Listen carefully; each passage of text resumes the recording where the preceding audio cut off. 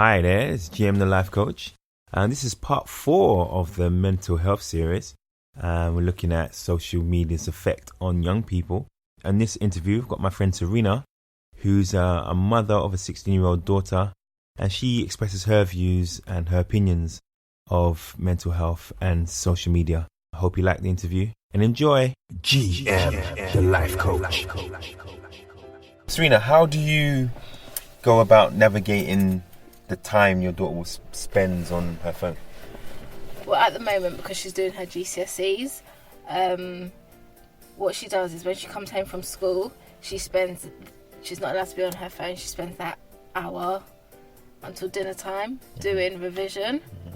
And then she proposed this herself, that she'll do an hour after dinner, and then after that she's allowed to be on her phone. I don't give her a time restriction because she's 16. I expect her to be responsible for her time management of revision and then being on her phone.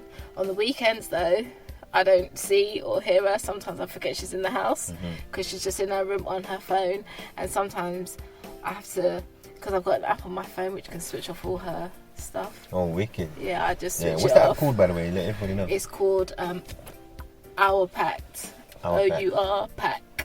Right, Our Pact. Yeah, okay. And it just switches off their social media. All they could probably do is text and phone calls, and she doesn't do that. So when I turn it off, she's like, "Oh, mummy." Yeah. So when she's on it, is she less communicative then? Yeah, in the house? very. Yeah. Yeah. Yeah. That's why I forget she's there sometimes. Yeah. Yeah. Does she? Do you think? Obviously, like her friends that just, may come around or whatever. Do you think that it's affected like the way that they like orally communicate, like the words that they use and stuff? Yeah, because I don't know why, but with Acacia, people will phone her and she will decline the call and then text them, and I'm like, why don't you just speak to them? And she's like, oh, because I don't like speaking on the phone. I said, is it the fact that you don't like speaking on the phone, or is it the fact that you don't want me to hear what you're saying? And she was like, oh no, I don't mind. I said, well, obviously you do, because if you did, you wouldn't feel no way to answer your phone. Like, when people call me, I answer my phone. And she was like, oh, it's nothing like that, but who knows? I think it's just a done thing that they do. It's rather no, but then when she's in her room, she'll answer the calls. That's the funniest thing, and I hear her laughing and talking and singing and doing all sorts of things, and I go in there and I'm like, who are you talking to? Yeah.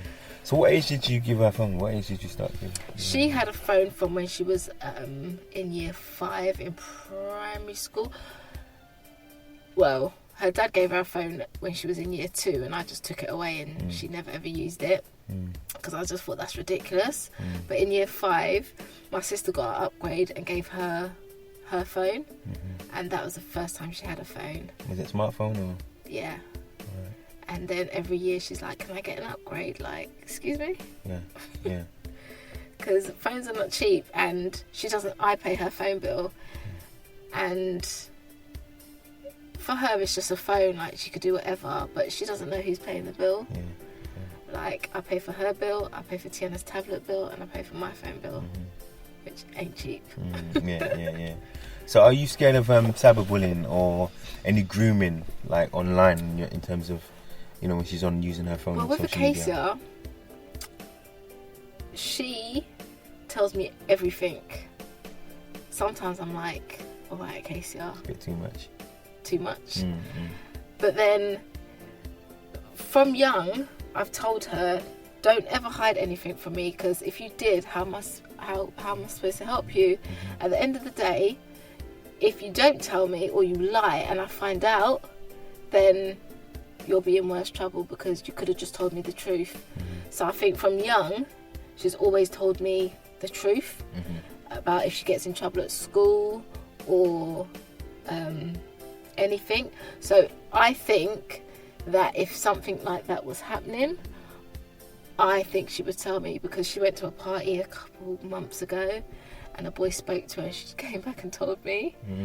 And I was like, oh, that's so sweet. She actually told me. I didn't think she would, but she did. And I was thinking, that made me know that if anything online was to happen, I reckon that she'll tell me. Yeah. Because she knows that I've got her back 100%, and your friends won't be able to help you like I would be able to help you, kind of thing.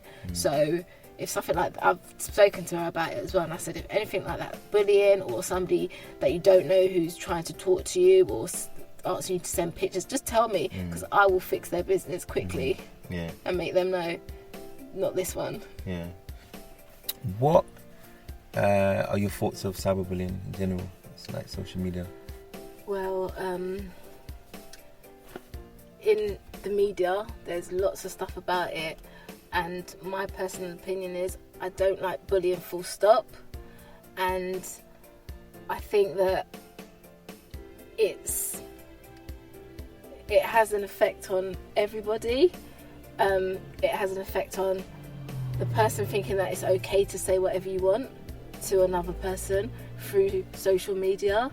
And sometimes children don't tell their parents because they don't want their parents to feel like they're getting bullied. But I think kids need to understand that you need to tell somebody so that they can help you, or help you through it, or speak to the school or something. Even though a lot of kids don't want the teachers to know, because sometimes it makes it worse. But at the end of the day, like, cyberbullying, I think, is a lot worse than actually being physically bullied in the real world, because you can read these things and delete it. Your mum might have like restrictions on your thing, but because you've deleted it, there's nothing there to say that this is happening. And your child, being an insecure person that they are, obviously, because they're getting bullied, will start being quiet, start not really wanting to conversate with you, not want to conversate with other people, maybe just sitting in their rooms thinking about what they're going to say tomorrow, or what's going to happen at school, or like, you know, physically getting bullied by someone at school and online, where you might be scared to go to school. Like, some kids start wetting the bed because, you know, and them sort of things parents need to pick up on, because it's out of character. Because I remember when my daughter was in primary school, she got in trouble at school, and she never told me. My daughter has never wet the bed since she was young, since she was like potty trained. She has never wet the bed. But then one day she wet the bed, and I thought, she was 8, and I thought to myself, how come she's wet the bed? So I said to her, Casey, why have you wet the bed? She was like, I don't know. Went to her parents' evening. The teacher told me that her and her friends got kicked out of their PE lesson because they was misbehaving. Hence why she wet the bed. She was scared, knowing that it was parents' evening. So, like, if I didn't know my child, I would have just thought she just wet the bed. I wouldn't have thought nothing about it. But because I know that's not her character, and this is why parents need to talk to their children to get to know their children, because some parents don't know their children, and then you don't know when they're acting out of character, which is very important. Because if I didn't know my child, I would have been like, oh, she just wet the bed again. But no, I knew there was a reason why she wet the bed, because she's never wet the bed. And these little things, like the littlest things, like if your child doesn't want to eat, because when my children don't want to eat, I'm like, why don't you want to eat? Like, are you on a diet? Someone telling you not to eat because you're fat? You're not fat, you know.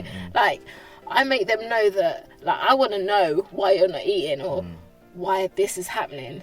Because I've even asked my daughter, have you, like, there was a time where she was, like, I was giving her extra money for lunch, and I was thinking, why am I, like, you should only be able to spend this much at lunch. But because her money was going low every week, I had to ask her, is someone making you buy lunch for them? And she was like, no, it's because I buy lunch at break, and then I buy lunch as well. So, like, so it gets you sort of alarmed, isn't it? Like, I just think, like, are you sure no one's, you know how to, like, properly, like, are you sure no one's, like, making you buy them lunch? Because your money is running out way too fast, and I can check on my phone how much money you've got in your little account thing. And she was like, no, it's because she buys food at break time, like a patty, and then at lunchtime she buys lunch, so that's why your money was going low. But I said to her, well, you need to have like one lunch and maybe bring a snack from home, because like £20 a week is way too much for lunch for 1 week. So then she cut down and she was fine after that. But this is the thing, I notice things. I ask her like what's going on, because some kids will shy away and not say anything till it gets to the point where they don't know what else to do. And that's why there's a lot of children that's killing themselves. And the worst thing is, these bullies thinks it's okay to watch this poor child in turmoil, not knowing what to do, like doesn't want to say anything just in case they say the wrong thing, and then this person later on messages them like you should kill yourself and things like that. Things like that like upset me, because I just think to myself, why do you think that it's okay to say these things to somebody that probably ain't even your size, probably like they're nothing to you? Like, why is it so important that you bully this child? Because this child seems weak, insecure, and you, being a confident person that you think you are, thinks that it's okay. Then this child goes and self-harms, or actually think that their life is not worth anything and end up killing themselves. And then I just think, like, a parent or a sibling or a family member walking into that room and seeing your child just there, and there's nothing you can do, and this was all because one other child thought it was okay to bully this other child, and then when you find out that this child's gone or passed away because of your actions, how do you feel? Like, what do you think? Like, that could have been your mother finding you, and I'm sure your mother wouldn't have been happy. But at the end of the day, you've caused so much hatred to this child for no apparent reason. Now the child's done this to itself because you told him to, or her to, and this family has walked in on their child hanging or hurt or harmed in whatever way they felt that they could, leave this earth because of the bullying. And imagine how the poor, the family even feel.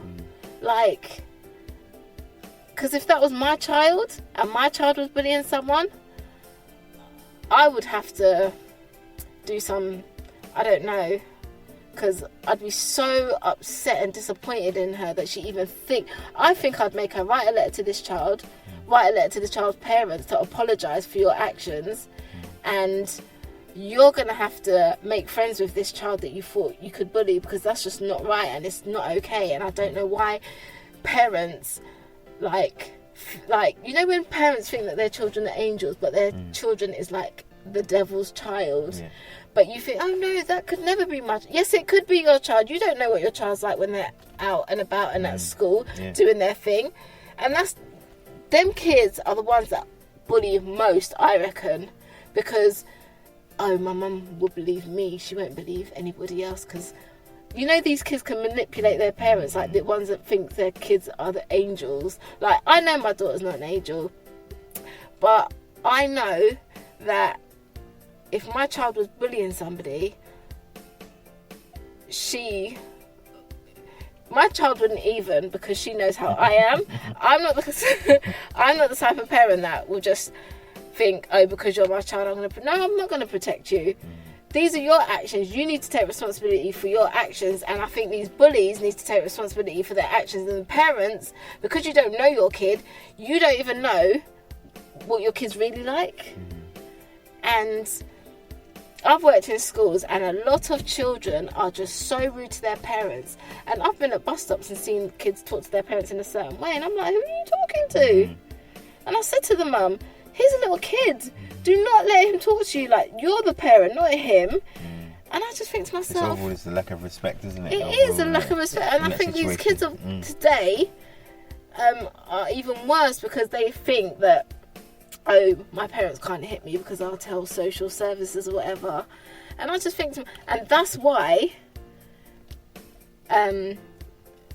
when it comes to bullying and stuff,